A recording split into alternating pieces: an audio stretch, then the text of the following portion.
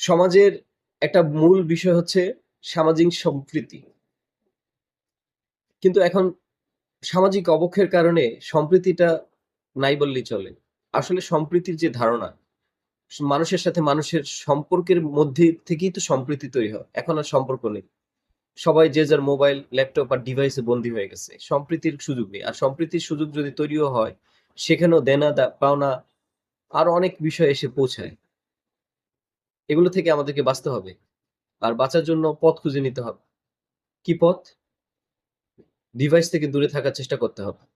বাচ্চাদেরকে, সন্তানদেরকে মানুষ করার ক্ষেত্রে নতুন প্রজন্মকে একটা বাউন্ডারির মধ্যে না রেখে তাদেরকে খেলতে দিতে হবে। না হলে তো আসক্ত হবে। সেটা গেমে হোক, সেটা জুয়ায় হোক বা সেটা নানাবিধ নেশার দ্রব্যে। সমাজের একটা মূল বিষয় হচ্ছে সামাজিক সম্প্রীতি। কিন্তু এখন সামাজিক অবক্ষয়ের কারণে সম্প্রীতিটা নাই বললেই চলে।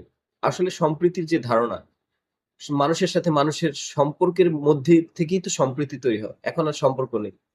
সবাই যে যার মোবাইল, ল্যাপটপ আর ডিভাইসে বন্দী হয়ে গেছে। সম্প্রীতির সুযোগ নেই। আর সম্প্রীতির সুযোগ যদি তৈরিও হয়, সেখানেও দেনা পাওনা আরো অনেক বিষয় এসে পৌঁছায়।